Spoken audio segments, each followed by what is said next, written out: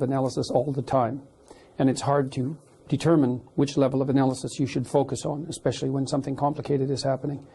The way I experienced it was that I went into the Channel 4 studio and I sat and well, first in the green room where everything was quite friendly. Kathy was being made up in there, and so we had a pleasant interchange, I would say. And then I was brought into a room where the interview took place with the cameras, and we spoke for 2 or 3 minutes before the cameras rolled, and she was pleasant and engaging, distracted a bit, but it's exactly what you'd expect, right? She's got her mind on many things. You can follow us both on Twitter even, and of course Channel 4 News continues online, channel4.com/news. But then the cameras went on and she just was a completely different person instantly.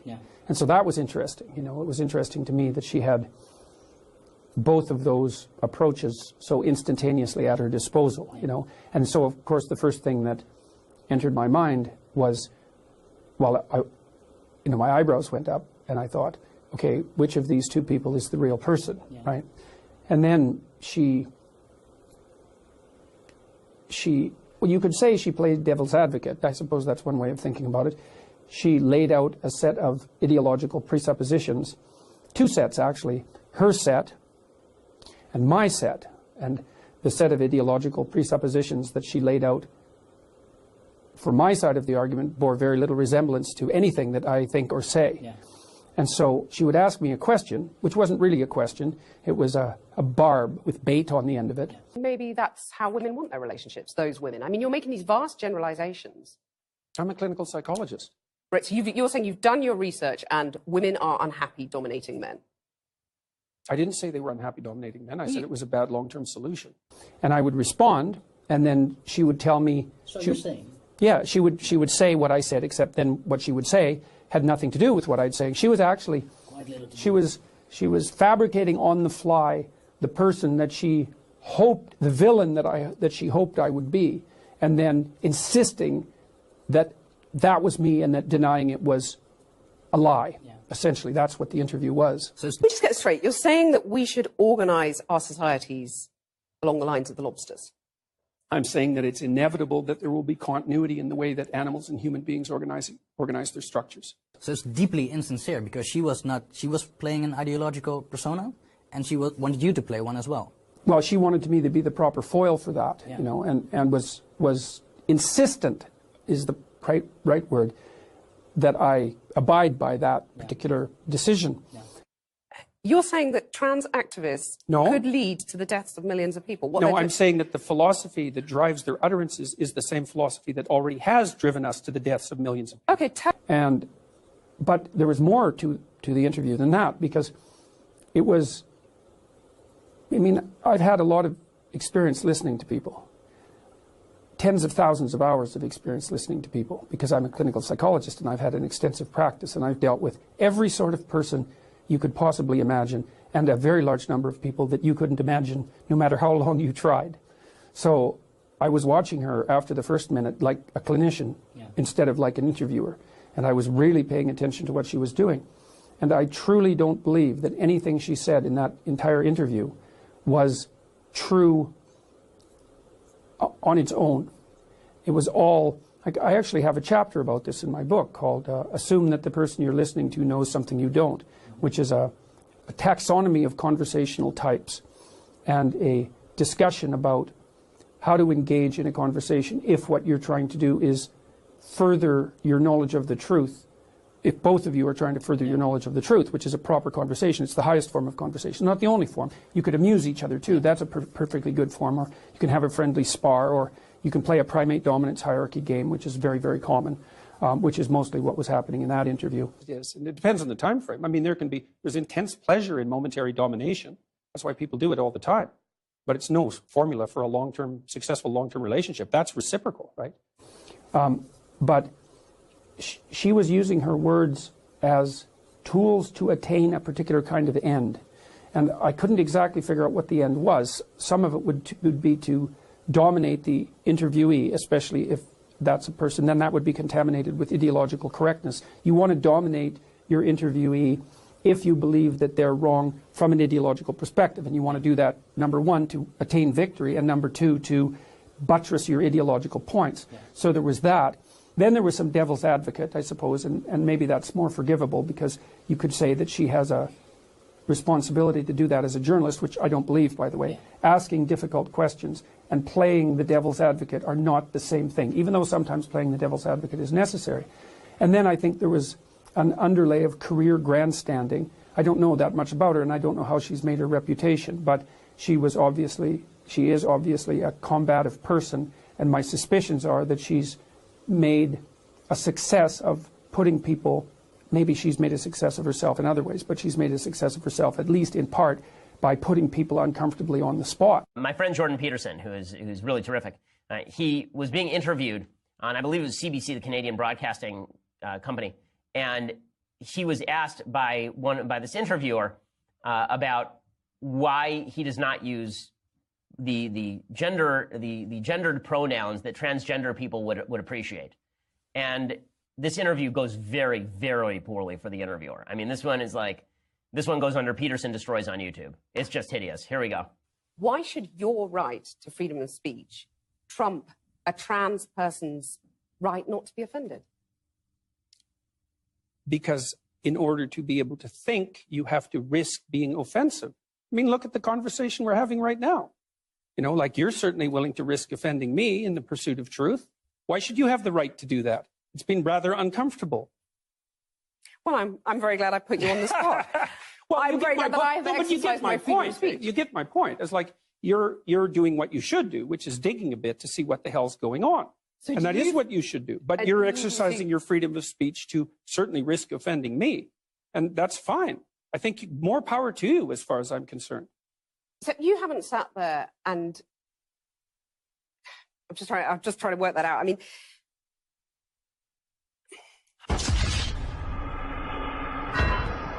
ha, gotcha. Okay, so yes, that is a bad moment for her because this is obviously true. Every political conversation I've ever had about these subjects is always, why should what you want to say trump my right to not hear you say it? It's like, because that's the definition of freedom of speech. And we can't have a conversation unless I'm actually telling you what I think. Okay, but this is how dumb the left is. They actually think that I'm supposed to manufacture what I believe and think in order to please particular people, which is the opposite of an honest political conversation. Okay, you know what? We can skip the thing that... Jordan Peterson is getting the Milo treatment. Maybe by now you've seen that amazing car crash interview on Channel 4, and if you haven't, watch the end of this and then immediately go to YouTube and find the 27 or the 29-minute version because it's amazing. Now, Jordan Peterson is able to do what most of us only dream about, which is, and I've done it myself in interviews on occasion, but I don't always get it right. I have been on Channel 4 with Cathy Newman, who is a sort of hyper feminist British presenter, and she asked me some of the same questions with some of the same interview technique. Now, what Cathy Newman does, and I don't know because I haven't worked out whether this is all part of a clever strategy to get right-wingers to say weird and wacky and outrageous things, but what she'll do is she'll listen to a nuanced and complex answer to a contentious and emotionally charged subject, let's say the wage gap or campus rape culture, and she'll listen for sort of trigger words, and then she'll restate it's not even restating your argument. What she does is she uses a few words to construct an outrageous, so what you're saying is X statement, which has no relation whatsoever to what your original claim was. So you might say something like, well, if you perform a multivariate analysis, you discover actually that the wage gap is there for a variety of reasons, not just sex and certainly not just discrimination, but women's choices, different educational choices, women's priorities, and she'll cut you off and respond something like, so what you're saying is there's no point trying to fight for equality because it's never going to happen, and women should just get used to not being equal. And it's very difficult to respond to that kind of interviewing. And I don't know whether that's a result of she's either brilliant or actually her IQ is 75. Either way, it's effective when you're interviewing right-wingers, because anyone really, because she's able to caricature your position in the most grotesque terms in a very aggressive way that is designed to kind of get under people's skin. Now, Jordan Peterson gave a half-an-hour interview about a variety of different things. He has a new book coming out, his Guide to Life or 12 Steps to Happiness or whatever it is. He's got a new book coming out. He's talking about the wage gap. He's talking about equality, all kinds of things like that. And she's throwing these weird, crazy they're not summaries of his positions, because they're actually in many cases the opposite of what he believes. She's listening for keywords or terms and throwing out aggressive, baseless questions designed to make him sound nuts. So she's asking, so you believe this? No, I never said that. Here's what I believe. So you believe this? No, I never said that. And this goes on for about half an hour, and it's absolutely gripping if you're really into this kind of stuff like I am. And if you're not, it's actually very bad television, but it demonstrates one of the strategies that they use to interview those of us who understand that not everything is really super simple, and you can't just say, oh, there's a wage gap of 9%, the world must stop turning until we fix it. Those of us who want to talk about equality of outcome versus equality of opportunity, women's different educational choices, yada, yada, yada, there's sort of subtlety and complexity that modern feminism does not permit, and certainly feminism on television doesn't let you get away with. This is the stuff that can get people into trouble. Anyway, look, so... This interview, grueling, half-an-hour viewing. It's either great television or a brilliant evisceration, a car crash for her, depending on your perspective. But what happened afterwards was even more telling than her interview technique. So, it's a perfect lesson, by the way. I'm going to talk to you later in the show about how this stuff works and why they do this. But I want to draw your attention to a Twitter thread from a user called Cheeky Scrump, who gets it exactly right. And I'm going to read you out what he said. He said, Kathy Newman got crushed on broadcast TV, and they're reframing her being laughed at as vicious, misogynistic abuse. That's not abuse from Peterson, but that's abuse from the comment section afterwards. People basically saying, haha, you got owned, or whatever, or, whatever it is, wrecked. This is we're going to talk in a minute about what exactly that abuse really looks like versus how it's reported in the press. But this user, Cheeky Scrum, I don't know who he is. He seems to be like a Dungeons & Dragons fan who also has great insight into gender politics. Must be a Gamergate guy. This is how the media will go after Peterson. You can bet your ass they'll never allow him on TV again because he destroyed them. The Guardian, doing stellar propaganda work as always, is saying Jordan Peterson has a large following in the, quote, alt-right, end quote, who fucking hate and mock him. Let me spell out exactly how this is going to go, says the user on Twitter. I'm going to read to you a page of his. This is because what he's done is he's seen it happen to me, and now he's seen it happen to Jordan Peterson, and now he's created this roadmap. And it's the neatest explanation of this that I've ever seen, including in my own columns. So I'm going to read the whole thing to you. Channel 4 and Kathy Newman know they got obliterated in that debate, and they aren't happy with their narrative being destroyed. There's going to be a media campaign to prevent this happening again. Step 1, which is where we are now, change the conversation from the loss of the debate to vile online abuse, having the vile online abuse that the debate has caused. Channel 4 are making a big show of this, hiring a security agent. They were very public about the fact they'd have to hire a security agent for Kathy Newman, but they're showing no evidence of the threats. Step 1, part 2, we're still here. The articles that are coming out about it, this huge media furore about the supposedly misogynistic abuse that the presenter is getting, allow the media to frame Jordan Peterson as being transphobic or hateful or whatever, and they help lies like him being alt-right because they'll try to associate the worst of what's happening on the internet with him just because we're all, of course, totally responsible for everything that all of our fans say at all times.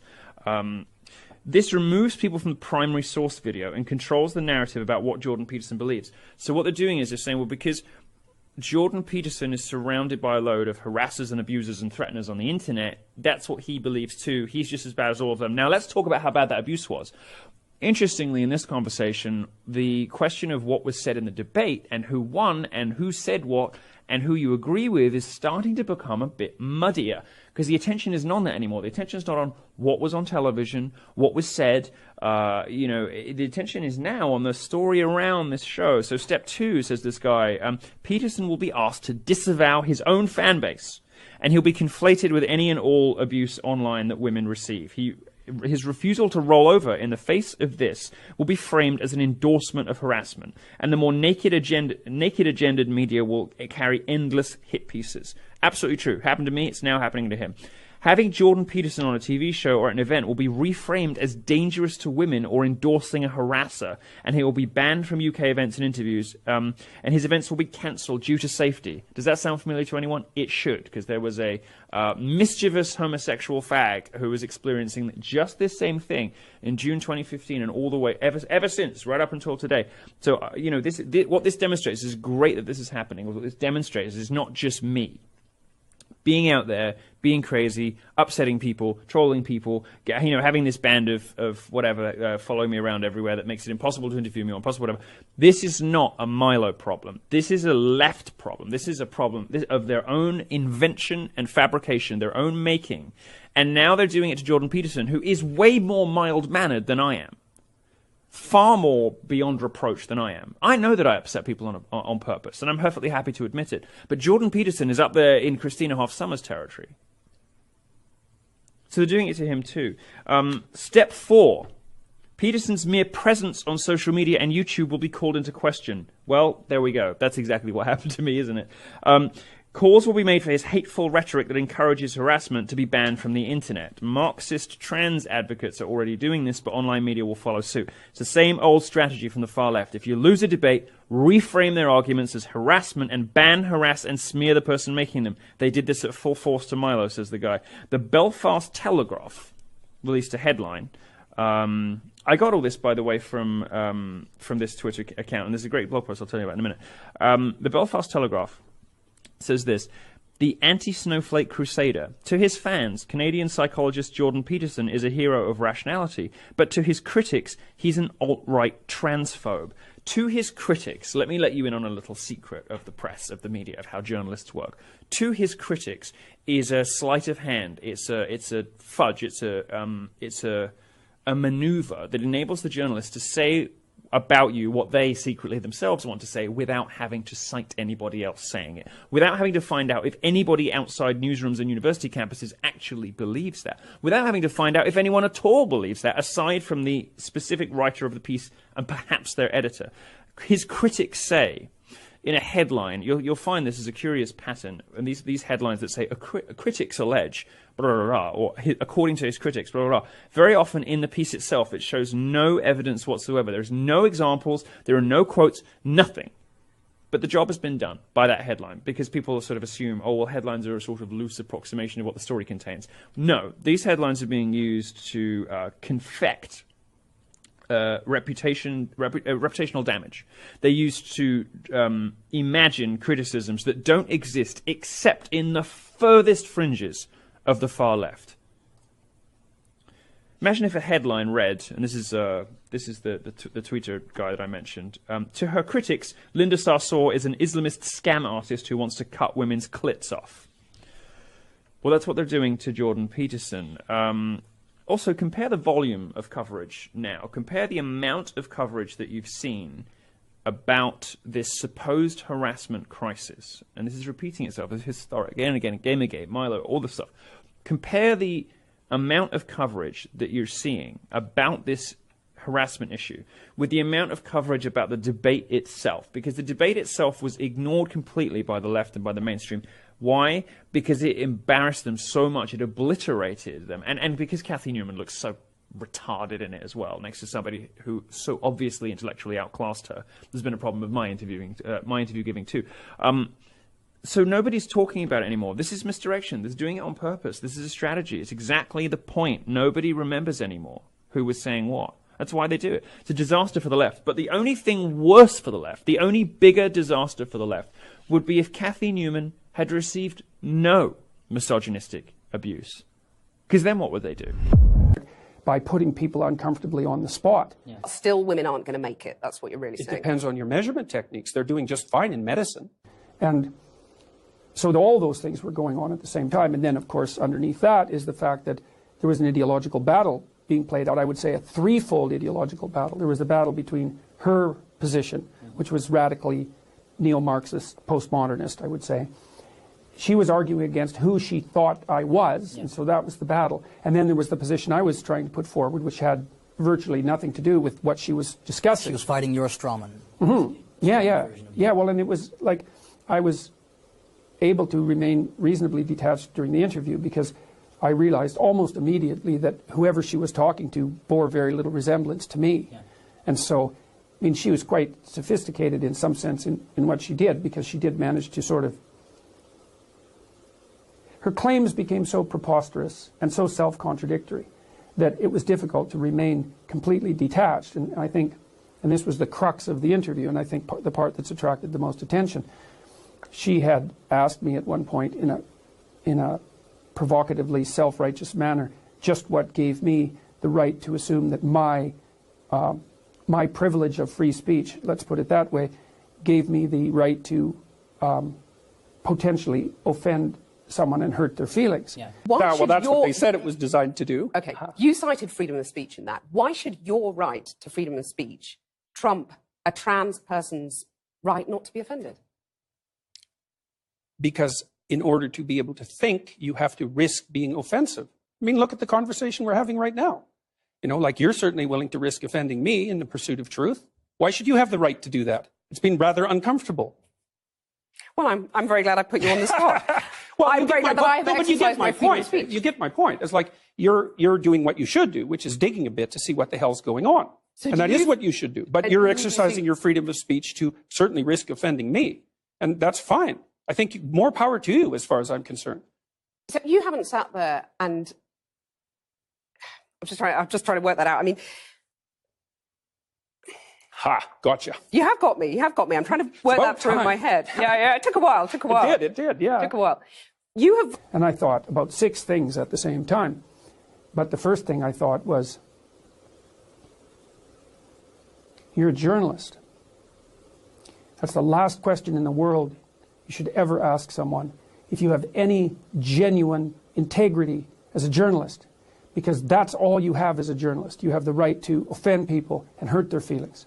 And so I called her out on that. I said, look, you know, all you've done in the last 20 minutes is everything you possibly could to make me as uncomfortable as you possibly can.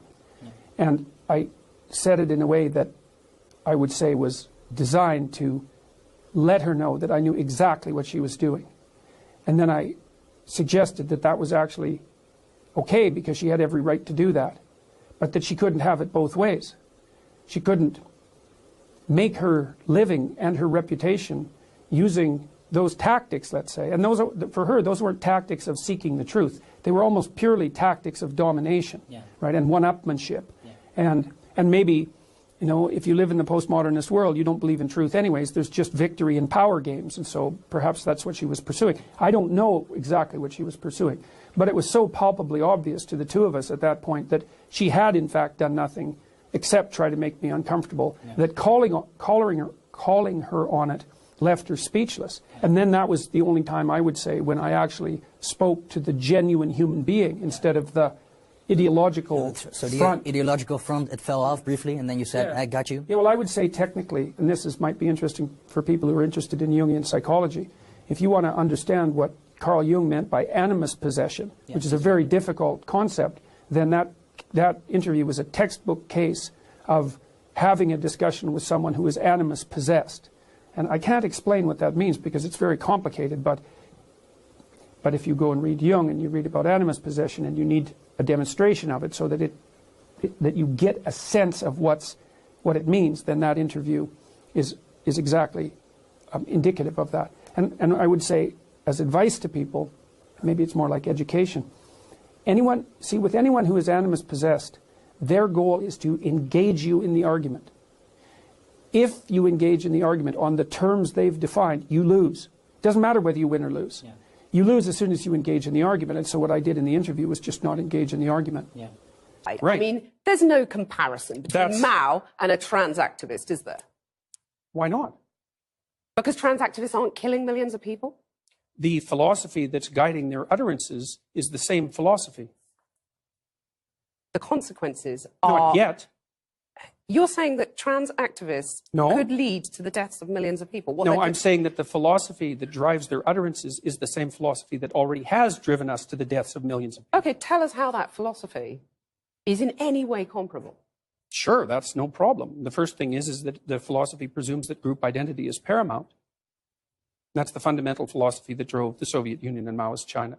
And it's the fundamental philosophy of the left-wing activists. It's identity politics. It doesn't matter who you are as an individual. It matters who you are in terms of your group identity. You're just saying these things, though, to provoke, aren't you? I mean, Not you are a bit. provocateur. I never said You're like anything. the alt-right that you hate to be compared to. You want to stir things up. I'm only a provocateur insofar as when I say what I believe to be true, it's provocative. I don't provoke. Maybe for You don't humor set out to now provoke. and then. I'm not interested in provoking. But what Not in about the thing least. about, you know, fighting and the lobster? Tell us about the lobster. Well, that's quite a 48 hours after Channel 4's disastrous live interview with Professor Jordan Peterson, the YouTube video Channel 4 somewhat ill-advisedly released has now attracted over 2 million views.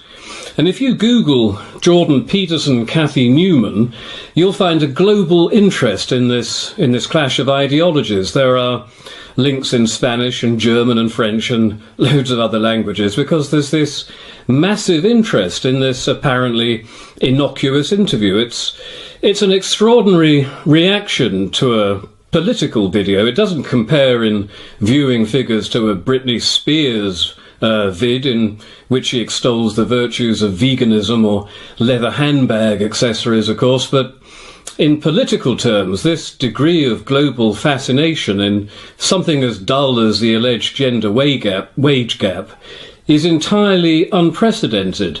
So what is the driving force behind this Jordan Cathy phenomenon? And the answer to that's easy. We hunger for real political debate in Britain because we're starved of real political debate in Britain.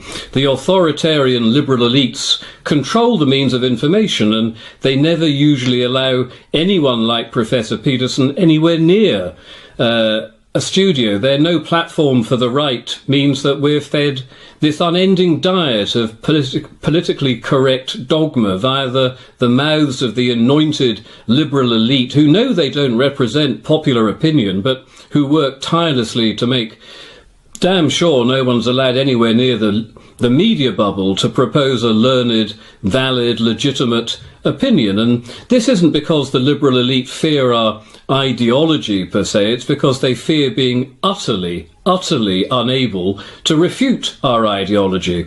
And this no platforming doesn't just apply to the genuine right, it's aimed at every person and every idea which disagrees with a far left viewpoint. And this creates a massive pent-up demand in Britain to actually hear the unvarnished factual truth.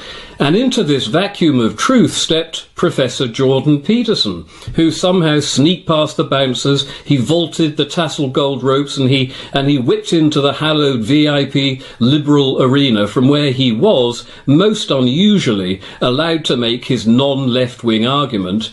And of course he won the argument hands down. He intellectually destroyed Cathy Newman, who was exposed for the close-minded, limited intelligence, slogan-shouting, unthinking leftist she so undoubtedly is. But this was so much more than just one wise and impartial person exposing another's ignorance and bias. This was an attack on the all-powerful, authoritarian liberal establishment itself, and for the first time in Britain, or at least in my living memory, the liberal establishment was confronted and utterly traduced and utterly exposed. And this is why there's such interest in Jordan Peterson versus Channel 4, because he spoke for the disenfranchised millions of us who shout a great deal at the telly. But here was a man actually on the telly, live, unedited, uncensored, masterfully schooling the childlike social justice warrior Newman, the sort of person that we can only usually shout at. What an occasion! What a gift of oxygen for those of us suffocated by the dishonest, treacherous mainstream media mafia, who the number of big lies the mainstream media is able to keep in the air, courtesy of their totalitarian lockout of all counter-argument. Global warming is one. Islam is a religion of peace another, and gender fluidity yet another, amongst at least 20 big leftist lies. But in this particular instance, it was the gender pay gap lie that was completely dismantled by Professor Peterson, much to Cathy Newman's consternation, and as such the authoritarian liberal establishment was dealt a crushing blow, and one imagines that if C4 could turn the clock back, they wouldn't let Professor Peterson anywhere near them. The damage he has done to them is immense. But a Cathy Newman-Jordan Peterson contest was always going to be one-sided. Look at the stratospheric differences between them. Peterson is blessed with a high IQ and an inquiring mind, which he's built on over many years of deeply thinking on the realities of life and nature. His political leaning, which is classical liberal, was formed by viewing and looking at the real world around him, and he's now given voice to his opinions via books and videos which have been seized upon by millions of people. He's helped thousands of women become more assertive and achieve higher salaries, and he's given confidence to millions of young men who feel that they live their lives as second-class citizens in our new authoritarian, liberal, matriarchal utopia. But Cathy Newman, on the other hand, possesses only an above-average IQ, and she's done nothing constructive to make up for this otherwise excusable deficiency. She was never quite clever enough to question the bleeding obvious propaganda rammed down her throat at school and Oxford University. And as a consequence, she's absorbed it in its entirety. She's never actually thought, really seriously thought about anything at all. She's completely closed-minded. An inquiring mind is anathema to her. She's surrounded herself with identical people all of her professional life. In her social life, she never hears an opinion other than the opinion she was brainwashed into believing by her Marxist dons at Oxford University. She relies on manufactured grievance rather than substantive truth. She wants the world to mirror her fantastical political opinions rather than allowing reality to form her political opinions. And short of screeching inequality and patriarchy repetitively and loudly, she has done nothing to actually address the issues she purports to care greatly about. And if she lost the privilege of anchoring a prime-time national news channel and relied instead on YouTube to articulate her political views like Jordan Peterson, she wouldn't even be mocked. She'd simply be ignored. So when she came up against Professor Peterson, who was prepared to bravely speak substantive truth to dishonest privileged power, there was only ever going to be one winner. And Ms. Newman foolishly treated Professor Peterson as the enemy from the outset. She knew nothing about his background. She and her research team, if you can call them that, failed to recognise potential problems because they arrogantly imagined they were the intellectually impregnable anointed. And even worse, she failed to acknowledge the fact that Peterson works on behalf of all humanity. She couldn't recognise this because she's so wrapped up in her shrill, sloganist, selfish, feminist self. She shouted and she projected and insinuated, but she had no facts, no data, no research, nothing to back up anything she said. She smeared. She was disingenuous. She didn't listen. And when she was occasionally forced to listen, she either didn't register what the wise professor was actually saying, or it just went clean over her head. The gotcha moment is delicious, but it's painful to see how long it took for the obvious to finally dawn on her as the cogs slowly turned in the treacly mush of her propagandized brain. She allowed her unfounded prejudices toward Professor Peterson to cloud her moral, journalistic and intellectual judgment, if it could actually be described as such. And there are countless moments to enjoy in this video, but my personal favourite is when Ms. Newman expressed near total bemusement about far-left transgender activists being linked to the death of millions in Mao's China. And Professor Peterson gently and slowly explained to the recalcitrant Ms. Newman that it was the identical authoritarian leftist ideology that lay behind the slaughter of millions. But Ms. Newman, unfortunately, yet probably entirely predictably failed to follow this brand new concept of factual reality or historical reality. And an interesting question here would be, how far removed is Ms. Newman herself from the murder of all those who disagree with her authoritarian liberal ideology? Suppose Channel 4 made another catastrophic blunder and inexplicably allowed Robert Spencer of Jihad Watch 30 minutes of primetime TV to argue with clever Cathy against Islam being a religion of peace. Ms. Newman would have lost badly. She would have been publicly exposed as a witless dimwit, as a vapid ideologue. She would have become very angry. She would have compared Robert Spencer to a fascist, to a Nazi, an Islamophobe. Her eyes would have filled with passion and hate. And if given a choice between siding with the gentle Mr. Spencer or the ultra-violent leftist foot soldiers of Antifa, she would side with Antifa, a paramilitary leftist organisation that genuinely does desire to liquidate, to murder the erstwhile and honest Robert Spencer. And if the fragrant Cathy was a smidgen more intelligent and actually capable of critical thought, she might just startle herself in the knowledge of how close she and the entire authoritarian liberal establishment is, in ideological terms, to full-blown murderous far-left carnage. But she won't, though, because self-awareness is not really part of the liberal makeup. And a good example of this is the pathological refusal by Channel 4 journalists and producers to recognise the extent of their exposure and to actually try to put right the reasons behind this. Krishnan Guru Murthy tweeted his anguish over the loads, quote, of abusive tweets attacking poor, defenceless, frail, feminine Cathy. So I asked him, in his role as a fearless, incisive, investigative Channel 4 journalist, whether he could clarify what he meant by loads.